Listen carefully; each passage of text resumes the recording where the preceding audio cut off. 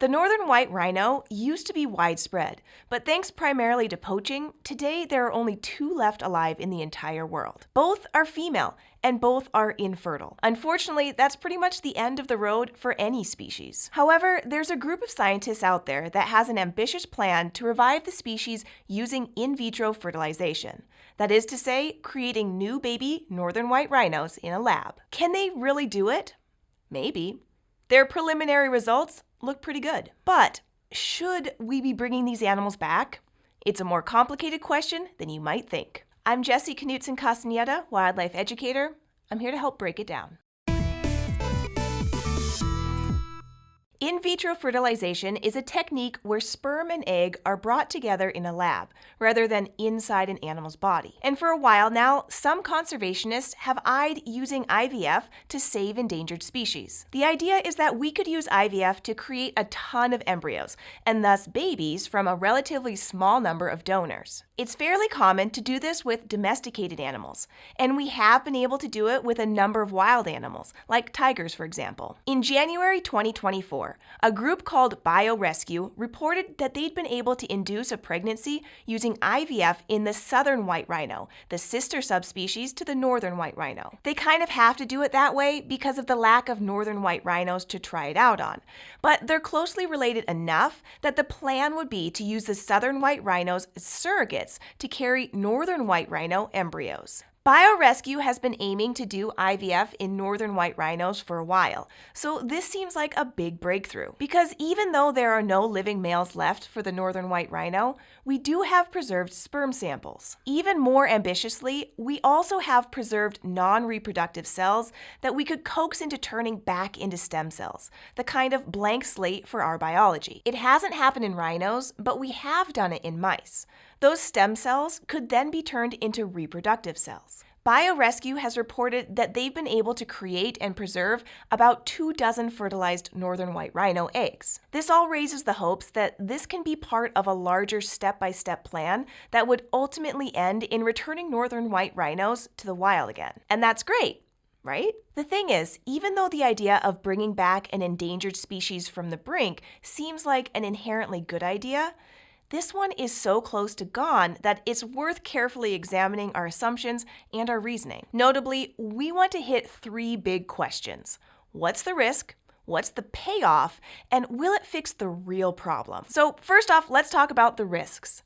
Specifically, the risks to the animals themselves. They're living creatures, and we have an ethical duty to make sure we're not putting them through needless pain or danger. In order to perform IVF on a given species, you need to know a lot about that animal's reproductive biology, like what triggers ovulation and how often it happens. Knowing how to do it in tigers doesn't tell you much about how to do it in rhinos, meaning you have to start from scratch, posing a risk to the animals used in that research. Furthermore, IVF can be a risky and complicated procedure. In order to harvest viable egg cells from the rhinos, vets had to put these big multi-ton animals under anesthesia, lie them down on their sides or their chest, and then use a needle to get to their ovaries. That carries real risks. BioRescue noted that the rhinos they worked on seemed to recover quickly, and there were no adverse side effects reported. But if we're going to apply this approach to saving other species, we'll have to reinvent the wheel every time.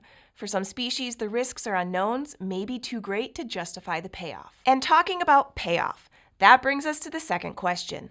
Will this actually work? Could we actually bring back the species with this scheme? There are only 2 northern white rhinos left, and they're not healthy.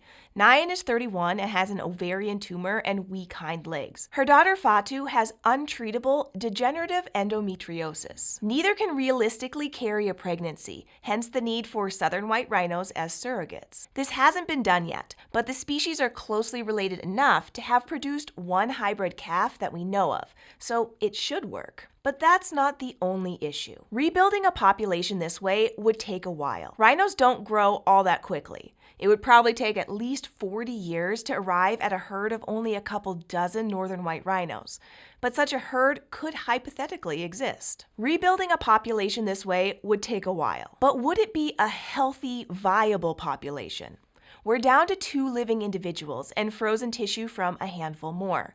This is a textbook case of what's known in population genetics as a bottleneck. No matter how much genetic diversity the ancestral population once had, the only genes that can ever be passed down now are the ones in those freezers. And a lack of genetic diversity makes it very difficult for a population to respond to other threats. You could establish a breeding population only for them all to succumb to disease. That said, there's some hope for the northern white rhinos in this regard.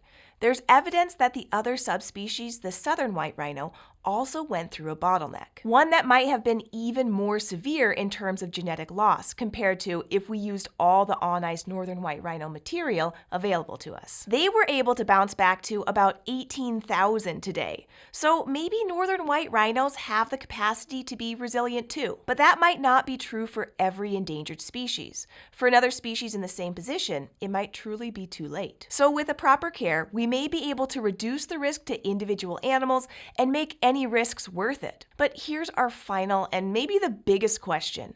Even if it does work, will it fix the real problem? Poaching is cited as the main reason the species collapsed, and if they were to return, would likely be the greatest threat once again.